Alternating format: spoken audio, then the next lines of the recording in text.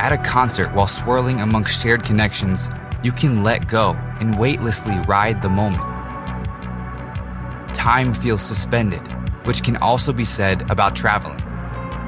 When experiencing different cities, sensations are heightened, and the energy exchange between a traveler and a new place is similar to that of a band and a fan. It's kinetic, ever-giving, and inspiring.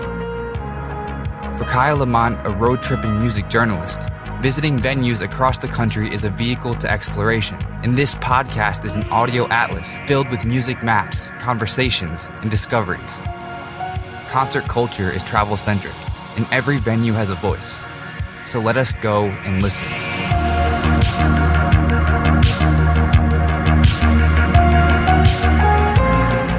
ConcertCast, the podcast, is brought to you by Maven. High-class leather and motorcycle seats from the woods of Down East Maine. Handcrafted and shipped worldwide. MavenSeats.com for custom creations.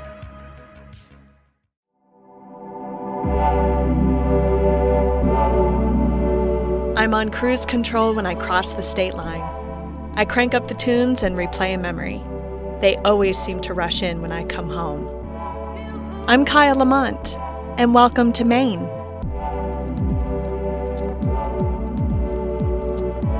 There's an immediate sense of ease when you arrive. You can loosen your grip on the wheel, and no matter what the season is, roll the windows down to take in the pine-laden perfume. I've lost count of the amount of times I've made this drive, but for some reason, coming home always feels fresh.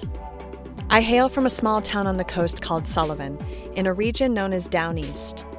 I'm excited to bring you home in Chapter 3 of this 4-part series, but to gain a full spectrum on Maine's live music scene, we're starting our venue venture in Portland.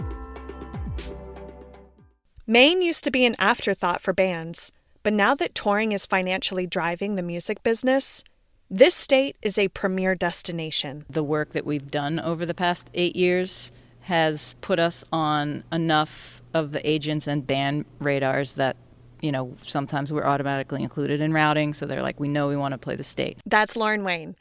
She's the head talent buyer and general manager of State Theater in Portland, and I am very amped to be meeting up with her. For weekend warriors staying in Portland, a few lodging and dining suggestions. Stay at the Press Hotel. The 90-year-old brick building has been transformed from an old newspaper house into a modern hotel where the design is a nod to the old journalism days. Plus, there's a wicked cool bar. For the best view of Portland, head to the Eastland Hotel. And for some quirky character, then stay the night at Inn at St. John. And for food, wow, where to begin? Bon Appetit magazine just named Portland the 2018 Restaurant City of the Year, so I think that says it all.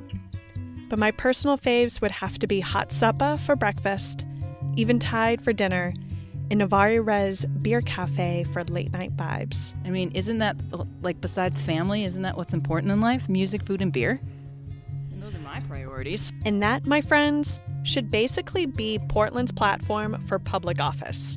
For any city's public office. Lauren for mayor? And on one block alone, you can find 4 different music venues. On Congress Street between Park and Center is Port City Music Hall, which is State Theater's development room, Empire, a bohemian venue with Chinese food, and Space Gallery, a contemporary spot for new age expression. We're all connected. And thank goodness, because without the smaller clubs too, you know, we wouldn't be as busy, but, you know, the local bands would have not a lot of other places to play, and that's how you stay relevant. You know, your scene is alive and your community's connected, and all these younger bands are seeing the older bands play around, and that's what they want to do, and it's inspiring. So it's good. It's great. I've seen so many concerts here, so hanging out with Lauren Wayne, a chick who's been described as Portland's musical high priestess, is a bit surreal. Test. So I'm a little nervous because you are so badass. Oh, and wow. to talk to you is a pinnacle right now. So thank you. And we're starting the interview on the stage. The stage, people. The very same stage where countless toe taps and musical jigs have happened. Not where bumbling podcasters stand. Well, I'm noticing too this floor. Yep. It feels newish. 8 years old. But we also raised the stage 18 inches, which is a huge job. It's so silly to think of this stage. It's amazing. I mean, Gillian Welch just the other night did a little thing with David on stage and sounds awesome. There are no shows tonight, so things are quite quiet, a rarity because her concert calendar is always stacked. Later this week, Courtney Barnett and her indie punk rock crew all the way from Australia will be loading in, an event which has been described as a controlled tornado. Our production crew are the very first people that a band meets when they come in and load in at our venue. And we have a very challenging load-in situation. Our alley, where we load in, is on one of the busiest streets in Portland. So if we have a truck or a semi that needs to back in the alley, we have to shut the entire street down. So that can take up to 15 minutes, depending on the skill of the truck driver. I mean, it's a sight. And then, you got all the people pissed off because you shut down the road, but that is literally the only way we can get trucks, as we call it, trucks in the hole. It's amazing to see them do what they do. It's also cool to note that State Theater is the place where bands iron out their technical kinks before heading out on national tours. Because if a band starts here, usually on their tour, they'll need a few days to kind of get their tour together to see how their production works. And even if it's just all right, we don't know how to pack our trucks with our production. So they'll come here and they'll work that out, which is great for us. We usually get a show out of it. Wayne's love for live music started in high school when she saw the Rolling Stones in Minneapolis. We were psyched, and it was the Rolling Stones. And that was my very, very first, in-the-moment experience when I was this is it. I want to do something in this field. I don't know what it is yet, but then, throughout college and even after college, it was just, music, music, music. Live shows, specifically. And Wayne got her start working for the Don Law Company by booking bands at the Big Easy, which used to be on Market Street. I'm just going to dabble in some talent buying. I'm just going to book some bands at the Big Easy, just see how that goes. I booked all fucking Windish bands. They're all my favorite bands. They basically 80% of the shows there was 30 people there or less. But they were really what I thought were the coolest bands ever. I had the Decemberists there and a bunch of and Badly Drawn Boy and Rachel Yamagata and Animal Collective. I mean, but they were not well attended. Some of them were, but some of them were not. And that's when I realized, oh, this business is not about just booking your favorite artists. You have to figure out what the market wants and what the market can take and not to oversaturate and pick the right ticket price. And I learned that pretty quickly. Wayne's infectious laugh and love for the community, coupled with great communication skills, is what makes her a remarkable GM. But in the business of talent buying, she's a badass broker. You must really come to the table because what you've done here is put State Theater, put Portland on America's music map. Negotiating is something I do like to do. Definitely had some help, big help from the Bowery, which is one of our parent companies, and Alex Crothers in Vermont is our other owner. Whether you're, negotiating with an agent or you're negotiating with your staff or your third-party vendors or your security. It's all getting along. In the end, don't you want to get along and everyone makes money? And she's striving constantly to sell out the state. Booking Lord Huron, a band who's played the state before, is a prime example. 3 or 4 months ago, I was looking at their schedule. I'm there's a hole in their schedule and they didn't include the state. So I reached out, I sent an offer.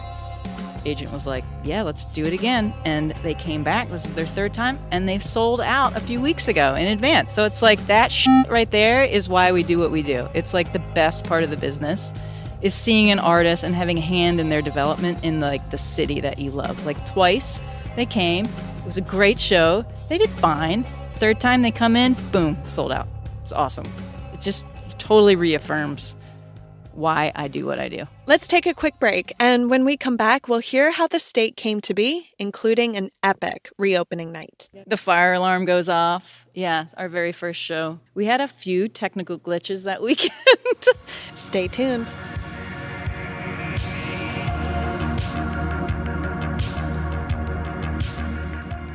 The decor of the state is what I would call kitschy.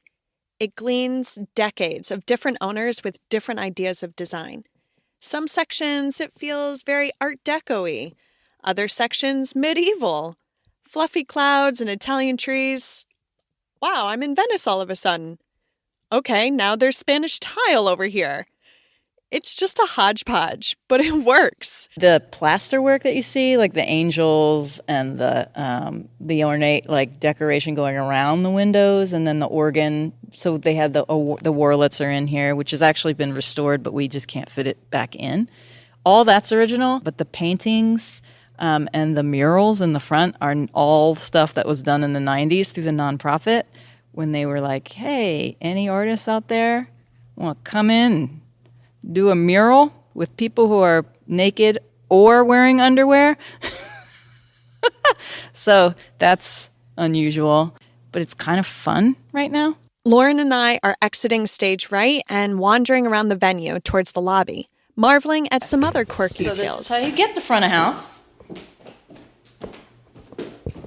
And then you go right into the main auditorium. The wrought iron railing. Those are all original. The Romeo and Juliet balcony. The Romeo and Juliet balcony. There are some original things in here that make no sense for our business today, but we're just like, whatever, we're going to keep them. Yeah. Fabulous clouds going on here. Again, something that's on the list. I'm not giving you shit. I love it. I think it's so kooky. It works. It's insane. But I think for the most part, patrons are thinking about how fast they can get to the front of the stage. State opened in 1929 as a theater, and it's worn a lot of different hats over the decades. They used to do a lot of variety acts here. It's opened as a movie house. It was the largest screen, I think it still is, the largest movie screen in Maine. And then they used to do theatrical plays. They did broadcasts of kids' TV shows here and radio shows. It's pretty cool. Yeah, John Wayne was here once. He stayed at the Eastland. And then they just had to do a lot of different kinds of things because all that stuff kind of died out. As we walk around, a colorful mural catches my eye. A nod to yet another type of show that popped up during State's history. The painting reads, Malabar the Magnificent. It's of a man sporting a leotard. He has a handlebar mustache and is wrangling 2 white horses. So that guy Malabar would be on stage with horses, or what do you think? They would do a lot of weird things in this venue. And I'm not positive how they got in and out, but they did it. In the 70s, State got seedy. It was a porn theater in the 70s and I think 80s. Pornography and sex deviation have always been with mankind. Yeah. Have you uncovered any pictures or actual people that can validate that? Listeners know it has been cleaned up. No, I mean, I wasn't around, but word on the street that the whole block was just, run down and not the block that it is today. Fast forward to the 90s when it was really rough. It was run as a nonprofit and a dinner theater. And I don't know how much experience you have with nonprofits and dinner theaters, but when you mix the two, it's probably not the most ideal situation for running a profitable music venue. They were able to book some big names, but the building was a hot mess. And part of the ceiling fell down on someone. That was Sarah McLachlan. It stumbled through those years, and it finally got some relief in the form of a Midas touch from the kings of music venues. Alex Crothers and Bowery Presents signed a long-term lease in 2010 and immediately hired Wayne to run the company. Then in 2015, Alex Crothers purchased the building with Redstone Properties. I signed on with the company in May or June of 2010, and they were like, all right, our opening night is October 15th. Basically, here's your contractor, here's your GC, work with them to open the venue up by then. I'm like, because I'd never done anything like that. I was a talent buyer and a marketing director. So I learned a lot, and I learned it really quickly over the next couple of months. So then it's renovated, it's ready to rock. You have your first show. The fire alarm goes off. Yeah, our very first show. My Morning Jacket accidentally set the fire alarm off when they were teching, so they were rehearsing. So that was fun. And then it actually happened during the show, so we had to dump the building, but it was fine. There was nothing wrong. It was just too many smokers in the bathroom. So we dumped, and then we got everybody back in, and we had a great show. It happens. Stop smoking. We're Do it in your own home. It's like almost it was a good blessing of the legacy that you'll have here. It's pretty cool. Made it. We got it to happen. And it was like one of the best weekends of my life. And the momentum has only been gaining for her, despite the stressful nature of the job. You're responsible for everyone's fun. No biggie. No biggie. But that's the best part of the business, because then you get to come here and see everyone having fun. And you're like, dude, this is it. This is music. This is like the feeling of community and that sense that you get of being all together, like enjoying this fucking like experience together. Excuse my language again. I can't help it. I swear. While in the balcony, we gush over our mutual love for being up so high. Feels like sometimes where the cool kids are, like back of the school bus vibe. That's funny. One of my favorite places to see a show when no one knows I'm here is actually right up there, because it's such a good view. And not like I'm spying on people, but I'm just kind of like looking around, making sure everybody's cool. But it's one of the coolest sightlines of any venue I've been to, because it's so expansive. There's nothing blocking it. Yeah, well, I think that's the unique feature of this whole venue, because it was built so long ago you can get 1,900 people in here, but it still feels so intimate because it's more wide than it is long. So it's great. It's awesome. And then there's not a bad place to see a show here. I agree 100%. There's not a bad seat in the house. Although I would like to stand in the Romeo and Juliet balcony and see what. Those are fake. Imposter. Those are fake. I can't even believe it. That would be pretty dope, though. It's like the opera style seating. Just have a couple chairs over there. Yeah, if we could get there, we would, but we can't even get there. It's just a facade. We meander back to the stage, and our time with Lauren Wayne is coming to a close. But before I switch the mic off, I make sure to ask her my favorite question. How would you describe when you are alone in this venue and it's quiet and you can just absorb everything? I'm never really alone because it's haunted. So I sit. No, it's definitely a surreal feeling being in here alone. I actually leave a lot through the venue at night, and being the only one walking through, it's surreal. It's like a pretty awesome feeling to know that, yeah, it's so quiet now, but 16 hours, we're going to have 1,900 screaming fans in here listening to some pretty rad music. It's good. But I'd much rather not be alone in the theater than alone, because that means if I'm alone, I'm doing something wrong. Guys, hello. Oh, I sold one ticket. Awesome. Next episode, we cruise up the coast of Belfast, where we'll meet up with the drummer of Fish at his radio show, before checking out the All Roads Music Festival, which turns historic buildings into venues for the night. Subscribe, rate, and review ConcertCast on your podcast app of choice. Type in concertcast.live for a music-centric itinerary, and to learn how you can be part of the show. And find us on Spotify to download a Maine music playlist. This has been a Good To Go Studios production created by Kyle Lamont and made in Ellsworth, Maine. Our resident mastermind is Mark Tuckashan. And special thanks to Lauren Wayne and State Theater, Emma Teamy, our Maine maven, Sasha Woodruff, our story editor, Pepper Little, Abby Rock Jessamine, Corey Chandler, Amy Charlie, Keely Rose, and Cara Romano, Kale Parks, and Dixie for music. Mastered by Portland Pod, Maine's first podcasting studio located in South Portland. And thank you for listening.